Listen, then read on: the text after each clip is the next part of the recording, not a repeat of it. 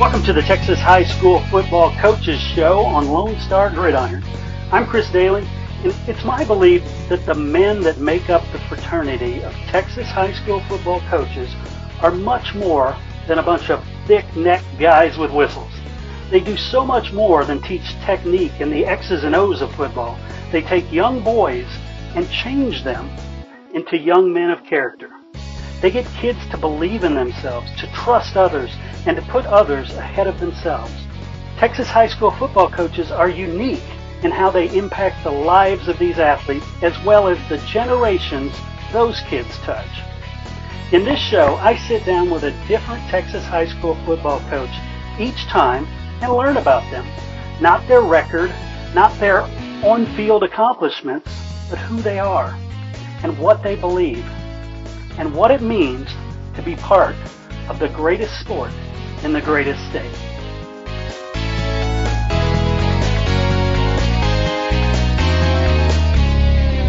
Hey everybody, welcome back to the Lone Star Gridiron Texas High School Football Coaches Show, Season 4, Episode 10. I'm your host, Chris Daly, and my guest today, I was so excited to be able to sit down and talk to him.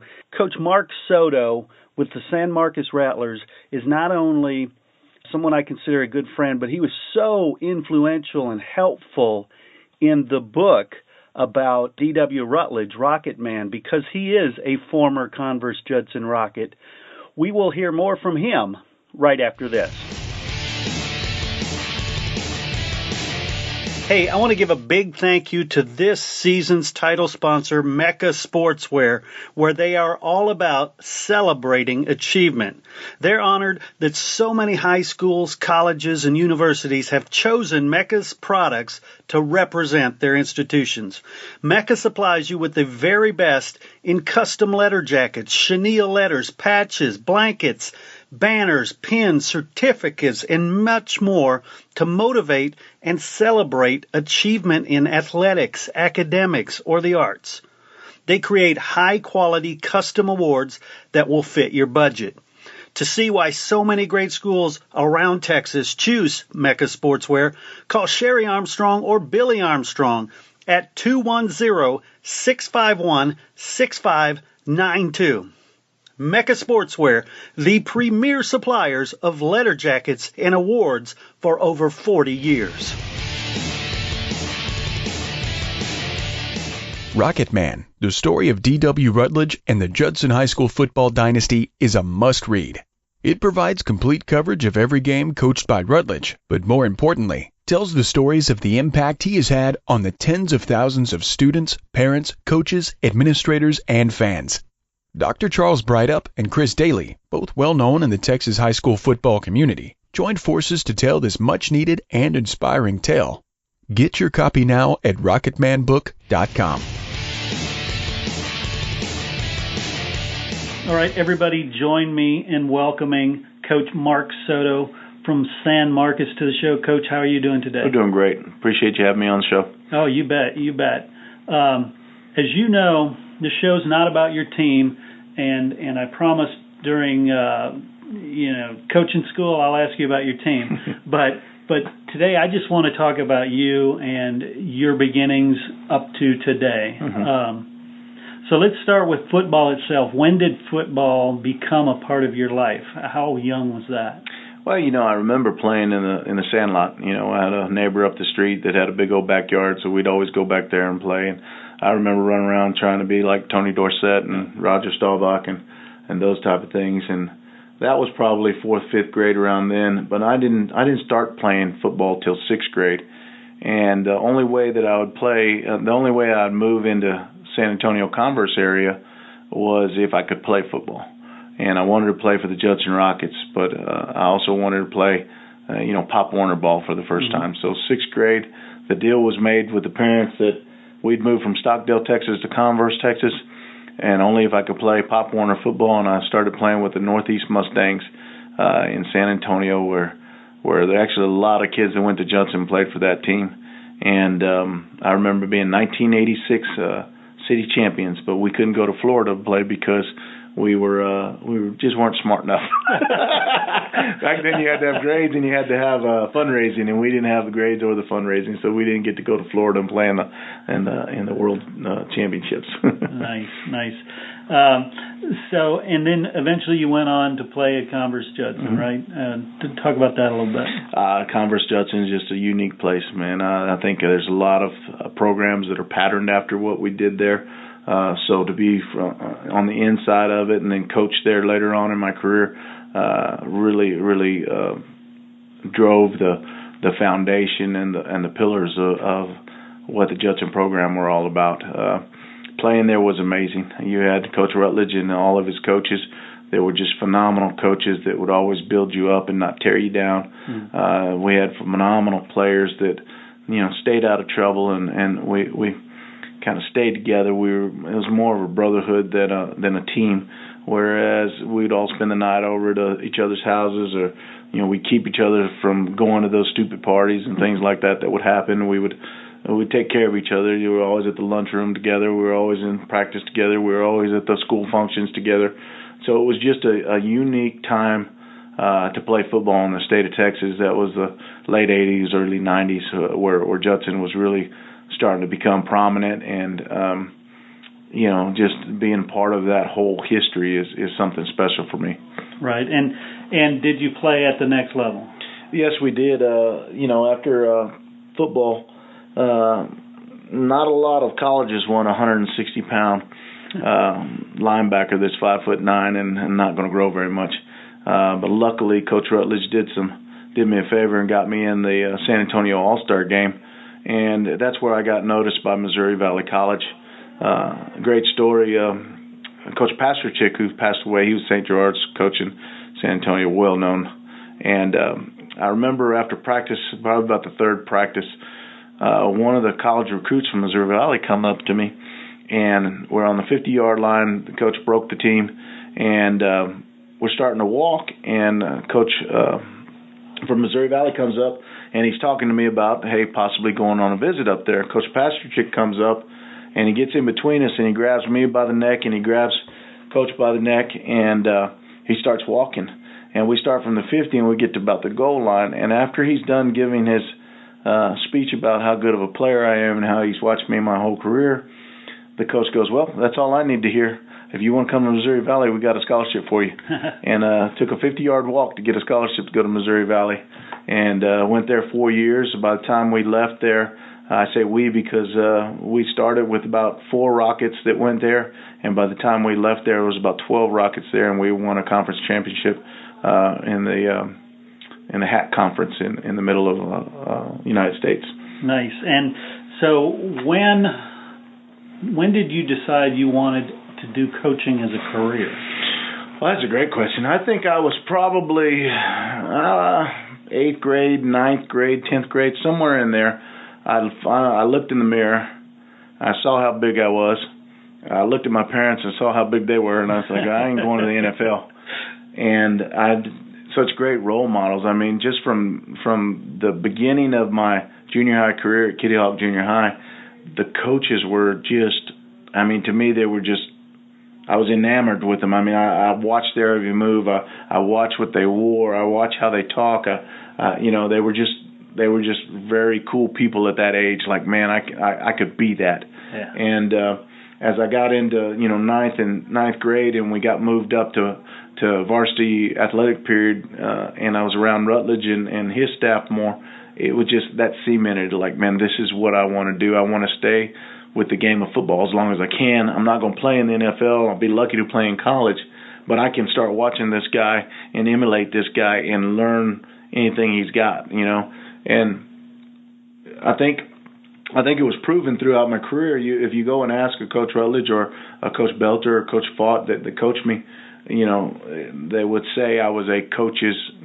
on the field. Mm-hmm. And that was because I studied the game. I studied the X's and O's. I could see the plays develop from the linebacking position, and I could come off the sideline and tell them, well, defensive end didn't fit right, or the nose guard didn't fit right, or I didn't fit right, or the safety didn't come down fast enough. And, I could diagnose plays and share on the sideline what the issues were so we could fix them and be a great defense.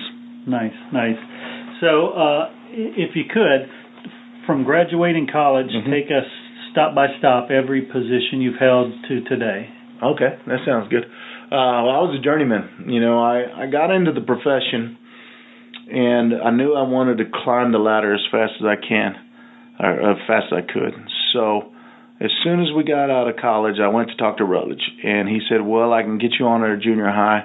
I was just done playing college football. I guess I thought I was a little too good for junior high ball. I didn't want to get stuck in junior high ball. So I said, well, thank you, but I'm going to go look. And so I went to Crystal City and applied there, in which I had a family member that his brother was the AD over there. And so I went down there and I applied, and he offered me a junior high position, but it was a coordinating position. And so on my way home from Crystal City, which is about 2.5 hours south, I stopped in at Poteet just by chance. And it was an interesting interview. I interviewed with Butch Tudyk, and I went in there and just off the street, knocked on the door. I had my resume with me, and he luckily had some time. It was about 3 o'clock in the afternoon. He had some time.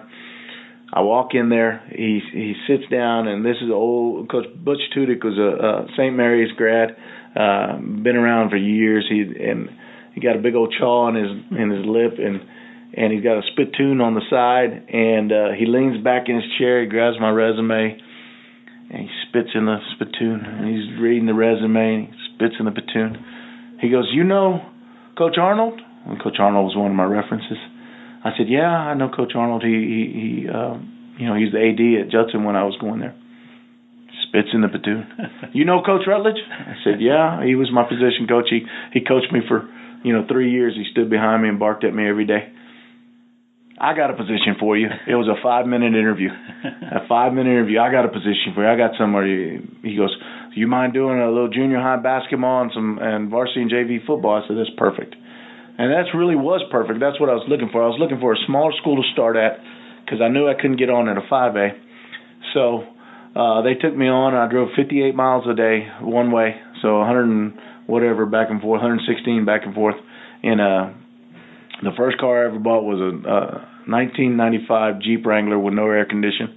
And so I drove back and forth every day from Converse to Poteet and loved that job. And it was funny because that job, I stated earlier, I wanted to be just like a Rutledge, and I wanted to be just like Coach Fault and his staff and those guys.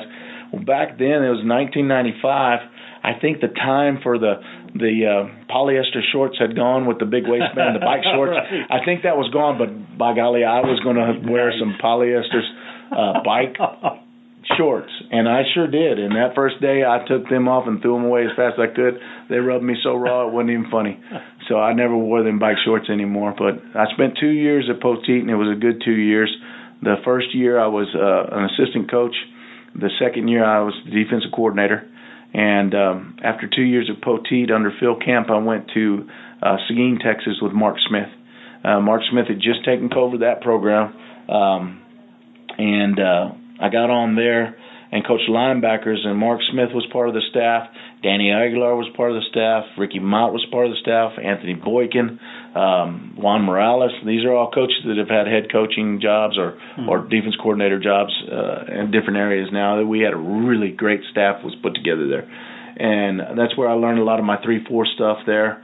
And under Ricky Mott, he just kind of showed me, I would say, the harder way to coach, holding kids accountable on a daily basis. And I say put your toes on line, then you're going to put your toes on line. Right. If I'm going to tell you to do it this way, you're going to do it exactly this way, period, to the end, because that's the way it's got to be done. I think that's what I learned there, along with some X's and O's and how to break down film and how to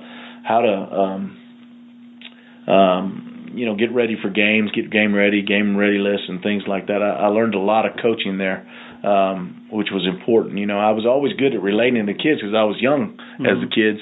But, Rutledge and his staff had showed me you just got to care about them. So you mix that now with some good X's and O's, some very foundation-setting X's and O's in a 3-4. You start developing a better coach and a better coach and a better coach, and being around some top-notch coaches. Coach Mott had been a college coach all around the South United States. Coach Aguilar had been at Texas A&M Kingsville. Coach Boykin was new to the business. Coach Morales was new to the business, but we were definitely up and coming. Mm-hmm. So after 2 years of being there, Coach Smith decided to leave, and they were bringing in new staff. And at that time, loyalty was really big. So I was like, well, I've got to go. If my head coach is going, then I'm going too, because I didn't feel it was right for him to be going. It wasn't by choice. And so I ran all the way into July without a job. And Coach Smith made some phone calls, and I got in over at Corpus Christi, Calallen, and Phil Danaher, who's the most winningest coach in the Texas High School Coaches Association right now. That guy was hyper competitive. I mean, that he would compete about a dang roach running across how fast he was going to run across the room. It didn't matter. We'd go play golf, and his foot wedge was his best golf club, and but you couldn't call him on it because he was the head coach. And he always had this little grin, and it was always a little grin and a chuckle. But he was so competitive. What was really neat, I only spent 1 year there. But what really neat, there was an older staff, and I was used to being around a little bit younger staff and a mix of staff. But I remember my first week there, I got hired in July, so I didn't have a lot of time to get ready for the season. Mm-hmm. I didn't have a full summer to get ready. So I remember going, it was probably the day of, a week before two-a-days, and I go talk to the Coach Campbell, the defense coordinator. I said, Coach Campbell, what do you have a playbook or something that I can study up on so I'm ready to go for two-a-days? And he goes, you come from Judson, don't you? I said, yeah, I come from Judson. He goes, well, y'all ran a 3-4. I said, yeah, we ran a 3-4. He goes, well, you got the linebackers. You coach them how to run how to play a 3-4. He goes, you got a plug and a blitz. I said, that's all? He goes, yeah, we don't write anything down here. We do what we do, and this is what we do, and don't worry about the rest. I was like, all right, cool. So I get in there, and I'm thinking of all these great drills I can run to teach a plug and a blitz and teach them how to play linebacker in a 3-4 system. And so it comes up to two-a-days, and I run in the training room, in the equipment room. I was like, Coach, do you have some cones, and so where's the sleds, and where's the pads? And Coach looked at me, what do you need that for? And I said, well, because I need to get ready for practice. I want to go set it all out. He goes, why do you need all that equipment? Why don't you just use the lines? It was like mind-blowing. I was like, you don't have cones? We don't have no cones here. We don't need that stuff. Just coach on the lines, and the sled's over there in the corner, but you probably can't use it because the offensive line's always on it. So I went out on the first day of practice, no cones, no nothing, and coached my tail off for a year, a plug and a blitz, and we ended up getting to the first round of playoffs. And had a great time coaching with those guys out there. I wish it would have lasted longer than a year, but the position I had was a credit recovery position, and they needed a math guy in there because their math grades were bad. And, coaches, they're not normally math guys. So the second part of that year, though, when we went to baseball was really neat because I was learning how to be a baseball coach. I never really played it, but it was my, fifth year of coaching baseball. So I ended up coaching with the baseball team when we won a state championship over there. So that was really, really neat to be able to go through that whole stretch of coaching. And really, I learned one of my best coaching philosophies or mantras, whatever you call it, coaching baseball. It was the first day of practice, and Coach, just a ball laid up the shortstop, and he's an all-state shortstop. He's a stud ducking. But the ball laid him up real quick, and he had an error. Coach gets off his bucket and just starts reaming him out, one side, up, down the other. And after practice, I'm just asking him, like, hey, Coach, why did you jump on him so bad? It was only one error. And he goes, what do you think it's going to be like in the state championship? How do you think the pressure is going to be in the state championship? If I don't put the pressure on them now, he's not going to succeed in the state championship. Right. That same kid, fast forward to the state championship, we have 2 rain delays in the game. We had to sit for an hour and a half. The first rain delay, there's 2 outs, there's a man on third, and he's got 2 strikes on him, and we have a rain delay, and we had to go sit for an hour in Disch Falk Field. We come back out, pitcher steps up to the bump, throws the first pitch, he rakes it, to the third base side and gets that first run in, and that's our first run. We end up winning the game 6-3, and that kid handled that pressure in that pressure situation that he put on him in day one in just a regular old fungo session. So that was, being around the most winningest baseball coach and the most winningest football coach, a pretty important time in my career where I learned quite a bit just watching. And then from Calallen High School, I went to Holmes High School, and I came in right after they had went to the semifinals with Coach Sanchez. I came in the following year after that, so playing season was 2001, I believe, or 2000. Yeah, it was 2000. I think in 99 they went. And now I'm under Coach David Sanchez, who is a big-time coach out of Laredo, moved up here, did some great things up here also. Like I said, took Holmes High School to the semifinals with a great team. But I'm coaching probably the best athletes I've ever coached. In that group, we had an Olympian, we had a Major League Baseball player, and we had an NFL guy all in that team. Nice. So that was really neat, to be able to coach a corner that played for Texas and then went off to play for Minnesota. We coached a safety that was an Olympic 400 runner. And then we coached a Major League Baseball player that went and played, I think, with the Angels organization in AAA ball. And they were all played on the defense together, and it was just neat kind of learning how to manage those personalities. Because when you're that elite of an athlete, sometimes personality comes into an issue, and you've got to learn how to deal with that. Right. Coach Sanchez did a great job with those guys, and our defense coordinator, Coach McCluskey, did a great job of teaching me a 4-3. That's where I learned my 4-3 stuff. So, I learned 3-4 at Judson. I learned it at Seguin. I learned it at Calallen. And then I moved on into a 4-3 scheme and started learning my 4-3 stuff and started learning, personalities and how to deal with all these kids' personalities, especially when they're elite athletes. We worked there for 2 years, and then Coach Sanchez decided he wanted to go back to Laredo. And as a young coach, I went and talked to Coach Rutledge, and I was like, what do you think I need to do? Because Coach Sanchez was offering me an opportunity to be an assistant head coach and a defense coordinator. To this date, I was a coordinator my second year out, and then I helped out with special teams at Calallen, and I helped out special teams coordinating at Holmes. But now this was my shot to be a defense coordinator and a assistant head coach. But we had to rebuild the program. Right. This program was down and out. It was Laredo United, and they were in 254 schools in 6A or 5A at that time. They were 250 when we got there, and they were the bottom of the bottom. And we got in there, and honest to God, we kind of taught the same stuff we taught at Judson as far as a boot camp, a classroom, different phases, and you'd be amazed when a team is down and out if you just go in there and love them a little bit, and you hug them up a little bit, and you tell them they're going to be okay, and you praise them up and just use positive reinforcement versus negative reinforcement. That doesn't mean you can't coach them hard. That just means you use different words and phrases and things like that. And that turnaround took 2 years, and we were in the playoffs in 2 years. Nice. And that was pretty interesting. And we went through a couple different X's and O's there. We started with 3-4, but we finished with 3-3. By the time we finished coaching there, every school in that district was trying to run a 3-3 because they were all spread down there versus up here we were still running tight ends and getting at it. But that was a unique turnaround. That was a great place because, one, the community was so involved. I mean, you needed something, they would get it. You wanted a barbecue for the kids, they were barbecuing for the kids. You needed some kids some rides home.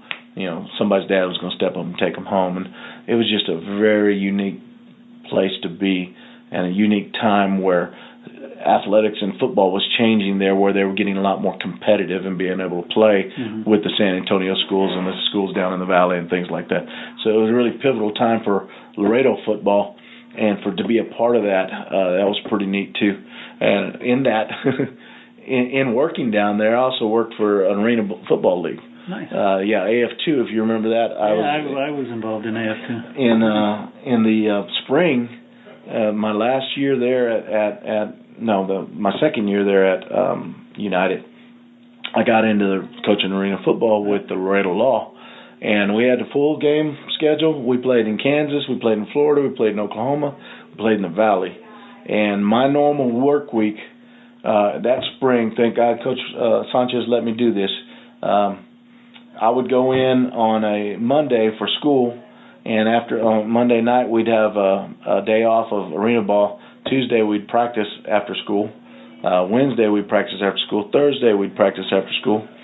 And then Friday I'd go to school. Thursday night we'd practice, and then we would leave on a bus Friday night and drive to Oklahoma or Kansas all night long. Get to Oklahoma or Kansas about midday, early morning. Go eat lunch, then practice, then sleep over. Wake up Saturday, practice, and then go play the game Saturday night. Jump on the bus and come all the way back home. We'd get home about 2 or 3, go get showered up, go to the office back at 7 and cut up all the film, and then come back to school on Monday morning. And that was 15 weeks of work that we do, but that was pretty cool because I went from being a kind of a GA for that team to being the defensive coordinator by the end of the season, and learned a lot of different secondary stuff that I could use, and then how to manage a professional athlete versus which really there's not much difference. You treat them, you care for them, you give them the best that you got, and the good ones they'll respond. The ones that are kind of head cases, well, luckily you can get rid of those guys. You put those guys on the waiver line and get another one. So, but from United, turned around and got to come back to Judson, which was my dream. I got to work with Coach Rackley there. He hired me. I hired on as a defensive coordinator, and Coach Rhodes was the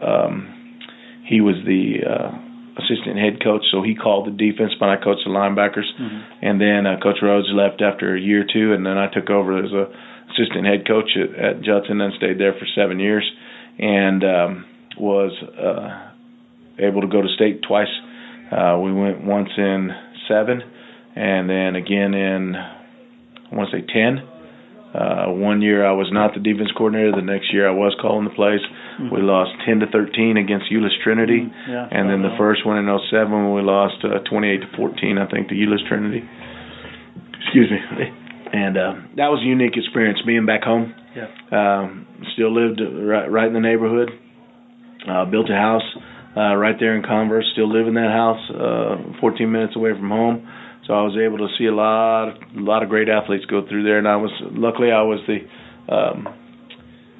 the recruit coordinator, so I helped with all the prospects, getting the prospects out. The most we ever had out at 1 year, I think, was 12 kids, and I think we had over $4 million in scholarships. Wow! It was a pretty amazing time from 2005 to 2012.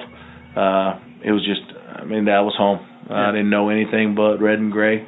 That's what was important to me. That's all I knew. Learned a lot from Coach Rackley. He was he was a worker. He was he brought his ranch life into the office where you had to work, and there was no stone left unturned. There was no half-stepping anything. You had to work, and that was probably the most important thing that he taught me. And of course, he taught me how to persevere too. When he had his heart attack, I took over as the interim head coach, and to see him bounce back the way he did and be able to come back and coach some more and do what he did was pretty important. I think it's important for kids to see that, hey, you can have this tragedy happen to you, but that don't have to stop you, and you can keep moving forward and will yourself back to where you need to be. And I think that's what Coach Rackley did a really good job of teaching kids. Like, you can will what you want to happen. You just got to go. One, you got to work for it, but you got to believe in yourself to go get it. And that was huge. I had a lot of good years in Judson, and I expected to take over that place, but it just didn't happen. And they say things happen for reasons. I didn't figure out what that reason was until I came over to San Marcos. We were at Judson. We had 2 state championships. Coach Rackley, Coach Rutledge, Coach Arnold all endorsed me as the next head coach, but it just didn't happen. And everybody's got their theory on why it didn't happen. But as I grow older and as I see what's happened here in San Marcos, where I'm at now, I can definitely say it happened for a reason. And as I got into San Marcos here in 2012, everything that I've learned in the previous years, I've put to work here. Yeah. And I think that's why we've had success with the turnaround here. You know, you come to a program that was at the bottom of the barrel also. Yep. You know, out of 250, it was probably 254. It was bad. It had some 0-10 seasons, some 1-9 seasons. It was not good. So to be one in college where we were not very good at the very beginning, but we built a winner. Right. Be at United where we weren't very good, but we built a winner.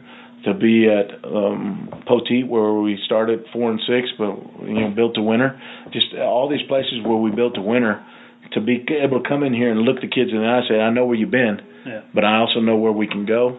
I think that was huge. And then to get the backing of the community, to get this bond, a $31 million bond, to build a new facility that they've never had.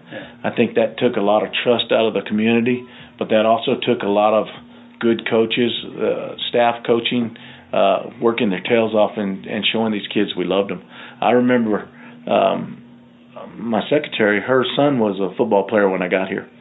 And he was all hyped up because we're going to go to work. Yeah. And the first thing I did was take him in the classroom, just like Coach Rutledge would do, and put us in the classroom and taught him about integrity, taught him about responsibility, accountability, character, all those things. And he still makes a comment like, yeah, man, I was all hyped up, thought we were going to play some football, and you put us in the classroom. I was like, well, yeah, you got to get your foundation right before you can move forward. And I think that's what we've done here is a good job of building a foundation where the community can be proud of the program. The kids are definitely proud of the program.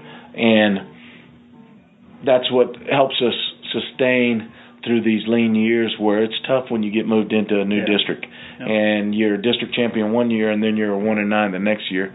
And you're not in jeopardy of losing your job because you've built a foundation, you've built some relationships with the community, with the administration, that they see what you're doing and they see how right it is and they see how the kids need it and how the community needs it, and you're just always looking for something better to do. I think all the lessons I've learned being hyper competitive at Calallen, putting the heat on their feet at Calallen where they got to put the pressure on to be able to learn how to love kids with Coach Rutledge and Coach Rackley and move forward, learning how to organize things and work hard, long hours at United, and just all these little things that you learn along the way as a coach and being able to put it all to work at one place and build a foundation and build up from there. And I think that's what coaching is. Everybody wants to get to the top. Everybody wants to win the state championship. But the honesty of it is the majority of us will not even come close to sniffing that thing. Right. Luckily I've been to 4 state championships, 5 if you want to count the baseball one. Not a lot of coaches can say that. Yeah. And I haven't won one of them besides the baseball one. But it doesn't feel that way. It feels like I've accomplished a lot of things. Yeah. It feels, and to the kids, it might sting after a loss in the state championship game, but you end up knowing that you did something special that year.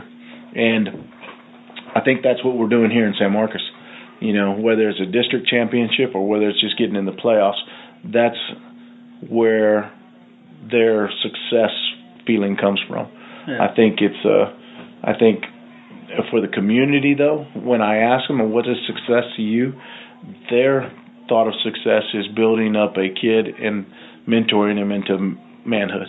And that's what we were taught in high school with Coach Rutledge. And that's what I'm teaching in high school with these kids here.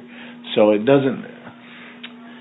A little bit different now with millennials, but and not to change the subject, but a couple years ago, the change on the back of the jerseys, right, with the words. Talk about that a little bit. I love that. When we got here, I was having a conversation with Coach Rutledge, and I was like, we're going to build a program just like you did, and it's character based. And this is before, everybody had a little bit of character stuff in it. What I found through my coaching career was everybody wanted to say they had some character based program, but they were never taking time out to do it. There was just this is how they talked to the kids, but there was never a classroom setting. There was never handouts. There was never PowerPoints. There's never study guides and things like that. I said, look, I want to build a character-based program, just like we had at Judson, because I think if I can get the man right, if I can get the boy right, then the athleticism will come out of it, right, and the wins will come when they come. And he's like, well, yeah. He goes, I mean, that's the way we did it. I said, but I've got to, I know myself, and I've got to put it out in front. I've got to put it on the walls. People need to know, because then I'll do it. You know, does that make sense? Yeah. So that's where the idea on the back of the jersey came with character traits. I was watching, I think it was Army-Navy game, and they had their squadron names on the back, and I was like, that is really cool. Mm-hmm. And I said, I like that. I wonder what it would look like with character traits. And we came up with 60 character traits. And, I mean, that's got a lot of mileage with the press. They really like it. At one point in time, UIL, we thought we might have to take them off because the last 2 years they said no more names on there besides their school name or their kid name. And I called UIL. I said, I really don't want to do this. They said, Mark, we would never challenge you on that one. Yeah. I said, as long as nobody's complaining about it, we ain't going to challenge you on that one. And I'm like, thank you, because it means something to our community, and it means something to our kids. What you'll see is, to give you an example, number 9 has toughness on the back of it. And one of my linebackers a couple of years ago got number 9. And he wasn't the toughest guy at the beginning. By the end, he was the toughest kid on the team, and nobody messed with him because he lived up to the name on the back of his jersey. We've had, different names. We had a backup quarterback that had number 5. Number 5 has love on the back of that one. And he was liked by all the kids on the team. He was a great guy, and still to date, he's a great guy. Yeah. Had a kid with the name Brotherhood on the back. And he was the best teammate. He would take everybody home. He would help them with their homework. He'd take them over if they needed to eat. He was just that kind of guy. So they live up to the name that's on the back of the jersey, which is pretty cool. And most of them don't pick them. We just randomly throw them out there. Some of them know what the names are now, and they're like, hey, I want number 5 or I don't want number 84. But for the most part, it's just like, hey, you're a sophomore, here's this number. Right. And they wear that number for 3 years, and they become that character trait on the back. That's very cool. But it was important for us to put it out there in the front. If we're going to talk about being a character-based athletic program, then that's what we're going to put on the front. We're not going to worry about the wins. And we tell those parents that in all the parent meetings, like, look, if you in my interview committee, I said, if you want somebody that's going to win games, and that's it, you might want to hire somebody else. Right. I'm going to teach character. I'm going to teach a kid how to be a young man and how to be a young lady, and eventually the wins will come. When God blesses us with the wins, they'll come. Mm-hmm. Other than that, I'm going to push forward with teaching them character and how to work and what their responsibilities is and what accountability is and what integrity is, and those are going to be the pillars of this program, and that's it. And luckily they said yes, and we were able to put it to work and do what we're doing now, and it's based off of 4 covenants. We have 4 pillars, 4 covenants, whatever you want to call them. Mm-hmm. That's pretty important to us, and then we base every decision off of them. We base the program off of them throughout the whole, from junior high up, and for everybody's got their own way of doing it. That's just how we break it down. Sure. And it's pretty important for us. Here, I'll tell you the 4. The first thing is everything's based off of the formula for progress, which is Philippians 3, verses 13 through 14. And it's based off, no, dear brother, I'm still not all I should be. I'm bringing all my energies to bear on this one thing, forgetting the past and straining for what lies ahead. Off of that, we broke off our 4 Rattler covenants. The first one is we have a passion to build character. Not just the coaches, but the kids. The kids are buying into this too. They're like, they love character class. They love character training on Tuesdays and Thursdays. They want to be there. So number 1 is we have a passion to build character. Number 2 is effort's everything. And these are things that I've learned through playing for Rutledge, through coaching with Danaher, through coaching with Sanchez, through coaching with Smith, through coaching with Rackley and all these guys. Effort's everything. Effort's going to make up for the mistakes. All too often these teams are, my bad. Well, my bad's not good enough. Right. Let's make up with some effort. Let's don't tell me my bad. Show me something different. Have some action to that my bad. Yeah. And then the third one is competition breeds success. I'm going to compete against that guy, and that comes all the way back from competing on a mat drill versus Louis Silva, my sophomore, junior, and senior year at Judson High School. He was the guy that looked like me. He was a Hispanic like me. We ran like together. We lifted together. We did everything together, but we also competed every day. Yeah. And that was important. Is a good, healthy competition is good for anybody and everybody. And the last one is a win forever attitude. Just that positivity every morning when I wake up, like I'm gonna hit the ground and I'm gonna do something great today. I'm gonna get after today. I'm gonna work out today. I'm gonna ace that test today. Whatever it might be, just a positive attitude. So we base everything off those 4 covenants. Passion to build character, effort's everything, competition breeds success, and a win forever attitude. And that's how we make decisions based for each team and each program within our program. And that's the Rattler way, as I said around here. So I love it. And that's the Mark Soto way. Mm-hmm. Coach Soto, I want to thank you so much for sitting down and sharing some of this story with us. Thank you. I appreciate you. Thanks for coming out, and thank you for what you're doing for coaching, because there's a lot of parents that can come listen to these things and understand who their son's getting coached by. And I appreciate that. Thank you. You bet. Thanks. Rocket Man, the story of D.W. Rutledge and the Judson High School football dynasty, is a must-read. It provides complete coverage of every game coached by Rutledge, but more importantly, tells the stories of the impact he has had on the tens of thousands of students, parents, coaches, administrators, and fans. Dr. Charles Breithaupt and Chris Daly, both well-known in the Texas high school football community, joined forces to tell this much-needed and inspiring tale. Get your copy now at rocketmanbook.com. This show is brought to you by the book, All I Need to Know I Learned from My Texas High School Football Coach, a handbook of wisdom for parents, young people, and yes, even coaches. Head over to www.learnedfromcoach.com and order your copy to support sharing the stories of these great coaches and leaders. That's learnedfromcoach.com. Once again, I want to thank Coach Mark Soto for sitting down and talking with me, sharing a little bit of his story. And don't forget to go out there and support these sponsors. They are the ones that make it all possible for me to bring you these each and every week. Until next time, I'm Chris Daly, and we'll see you at the game.